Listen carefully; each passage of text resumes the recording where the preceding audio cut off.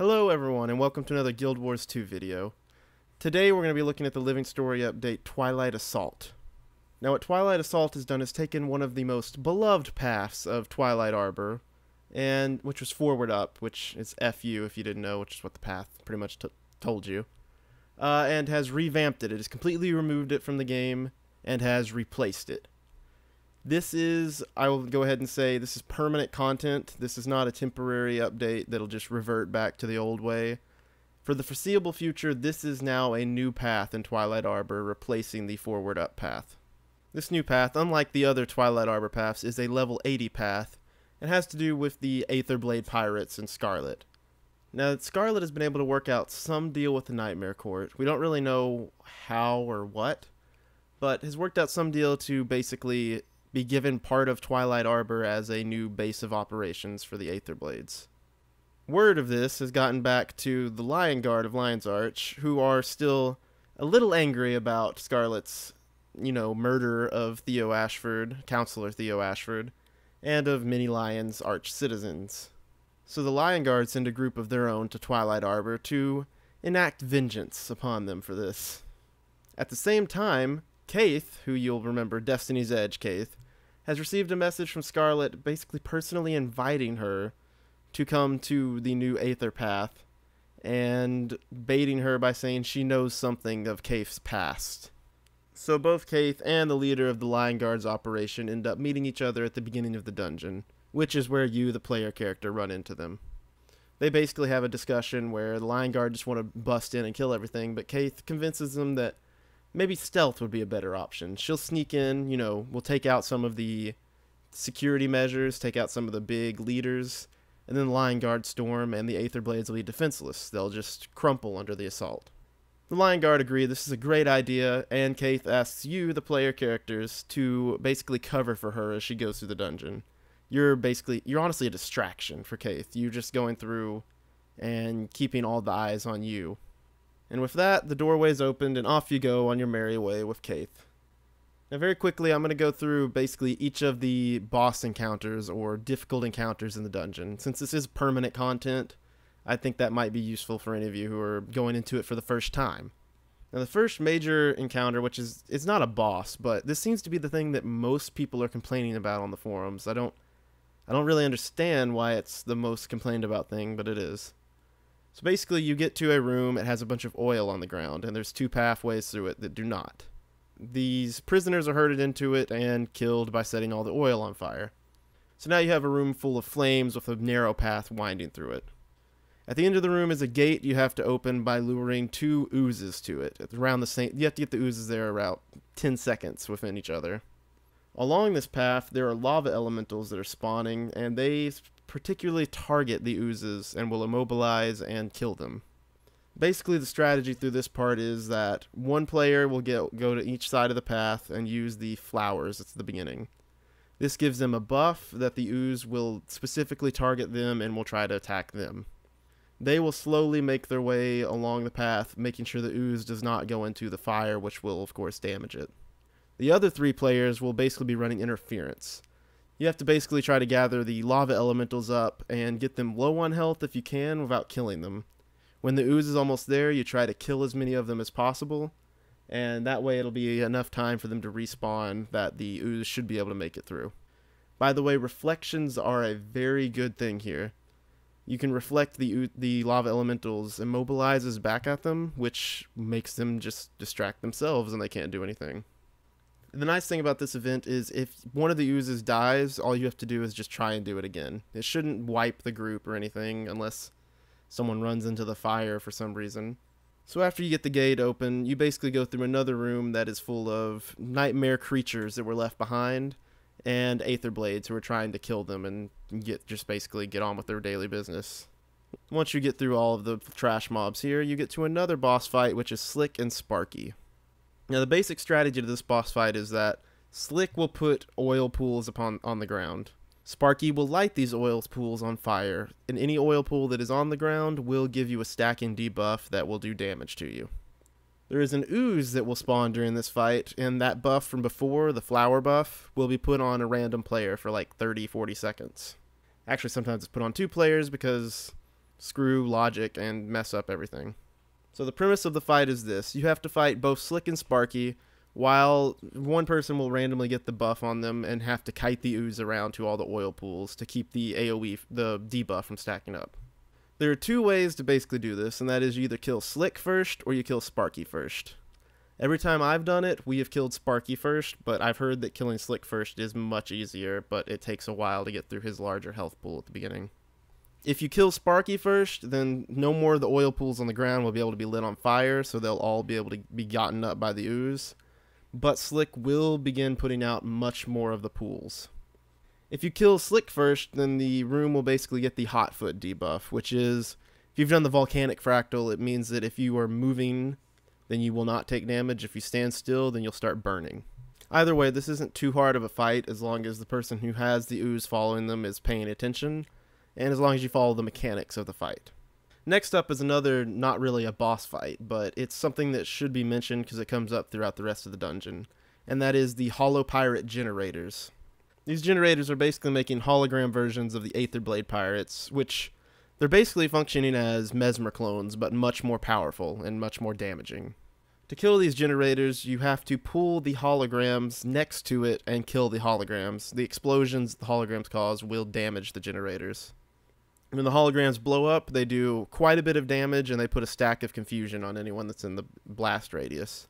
The nice thing is that killing one of the holograms will rally you, so as long as your group is stacked on top of each other and killing all of the holograms, you should be rallying and getting back up.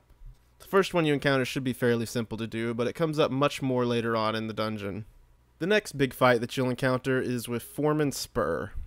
Now when you find Foreman Spur, he will be in a large hangar bay, basically, surrounded by many Aether Blades which are on a parade ground muster. The simplest way to kill him would of course be to murder all of the Aether Blades in front of him, but there is an achievement for not killing his entire crew before killing him. If you go the achievement route, you want to pull him into a corner at the far right, or pull him as close to the entrance as possible, trying to leash most of the Aether Blades back.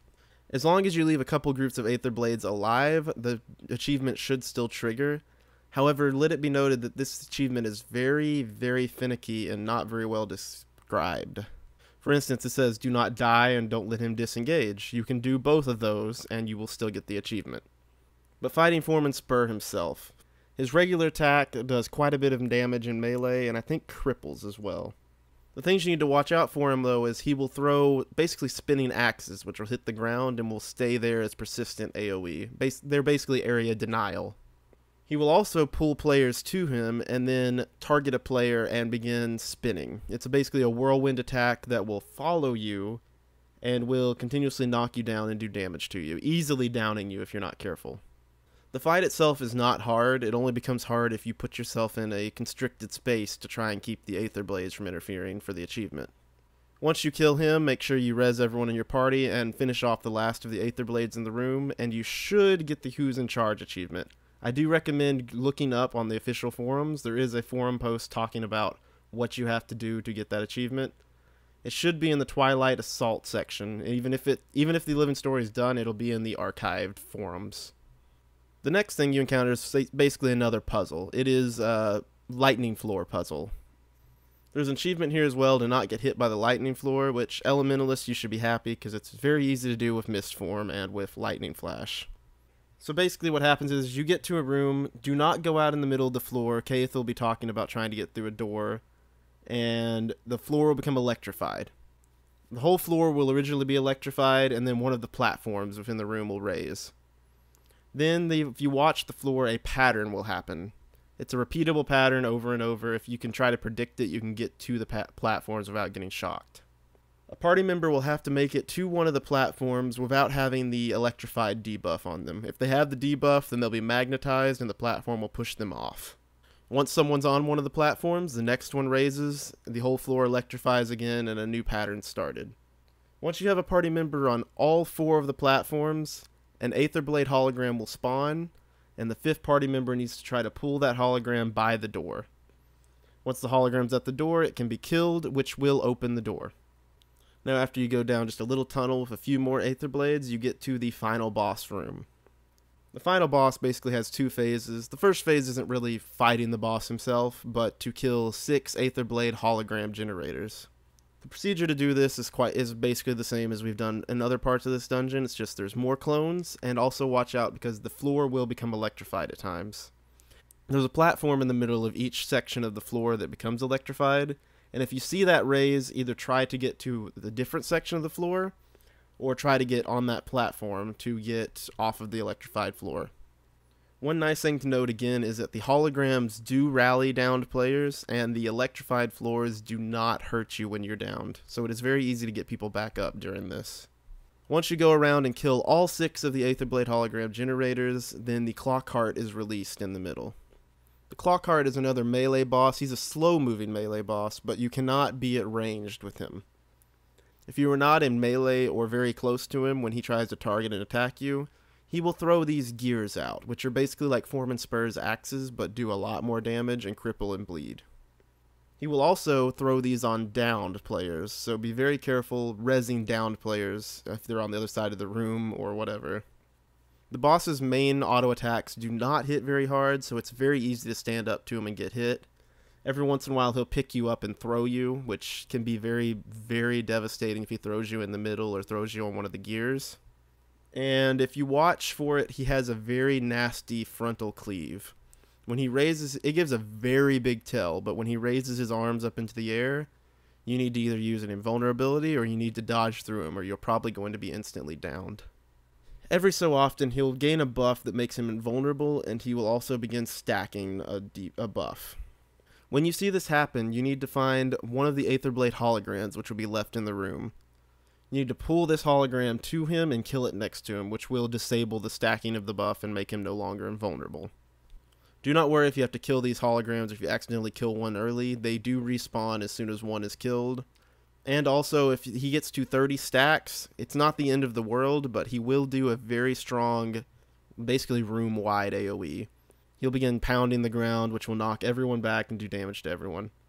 When he does get to 30 stacks like this, though, he does end up losing his invulnerable buff along with attacking. You basically just rinse and repeat this over and over until the boss is dead. And then the dungeon's done. You get your pedal things, I don't remember what they're called, and you get the dungeon complete screen. But wait, there's more! After your part in the dungeon is basically done, the Lion Guard break into the main hangar bay. This starts 5 events which have a 10-minute timer to complete them at the end of the dungeon.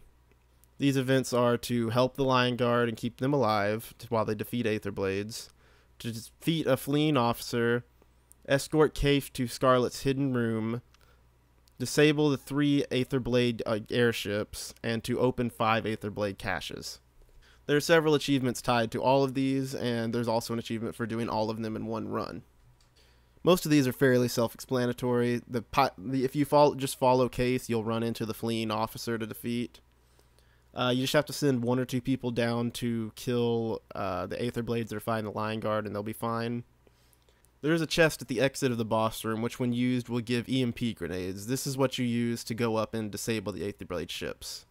The caches are all underneath you. If you go back in the hangar bay area and walk like you're going back to the boss fight, a little door will have opened on the right, which will give you access to the tunnel ways which lead to all of these caches. There are 2 that are underwater, and there are 3 that are out on the land down there. If you're able to complete all 5 of these events within the time limit, you get 2 extra champion boxes, so there is an actual reward to try and complete all of these. Now that's most of the mechanics of this dungeon done. I'm going to really quickly go over some of the story this reveals. The main story point in this dungeon is this secret that Scarlet has over Caithe. We don't know what this secret, and in fact, not even Fowlin is supposed to know what this secret is. If you talk to Caithe at the end of the dungeon when she's in Scarlet's secret room, she basically tells you, I'm not ready to tell anyone what this is, but when I am ready to tell someone, you'll be the first to know. So I expect she herself will be able to tell us, or Scarlet will somehow, of course, tell the secret to everybody.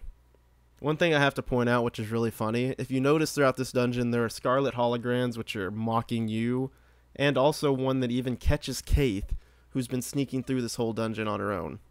If you pay attention during the Slick and Sparky opening cutscene, Slick actually tells Sparky to be quiet because the boss spent a lot of time preparing these messages. which means that all of these messages, which are tailored specifically to the situation going on, Scarlet recorded beforehand.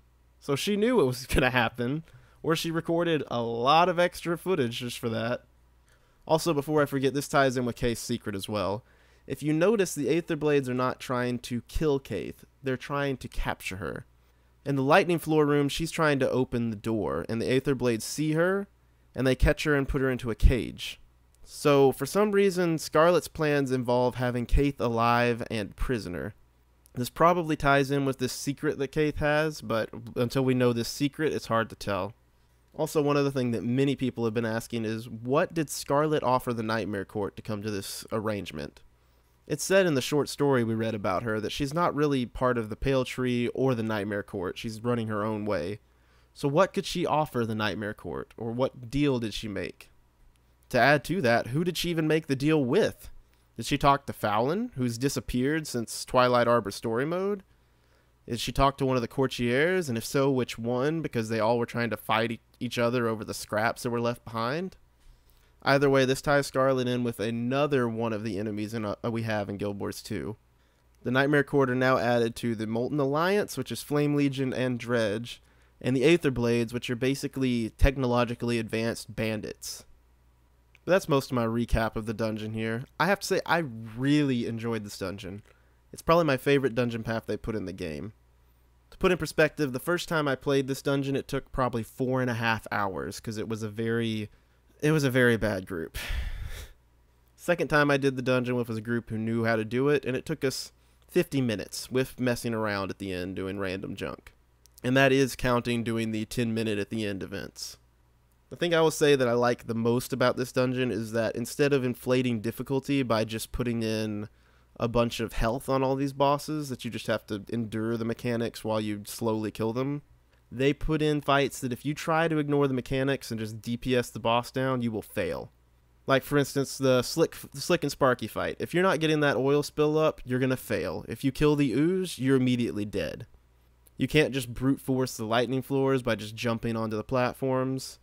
I mean, I guess you could ignore the Clockheart's mechanics, but he goes invulnerable, which makes it to where you do have to at least run around for a while. All in all, I would say this is a very nice step in the right direction. It's a dungeon about mechanics, and less about how much damage can I do in the least amount of time. But that's all I pretty much had to say over at the Twilight Arbor path. If any of you guys know anything I missed, or anything you want to say, make sure to throw it in the comments. And I hope you enjoyed, and I'm looking forward to being able to do some nice videos about the Halloween update, which is coming out this coming Tuesday. Until then, guys, have a great day. Thank you for watching. I hope it helped any of you. And see you next time. Let's see if I can get it to do it.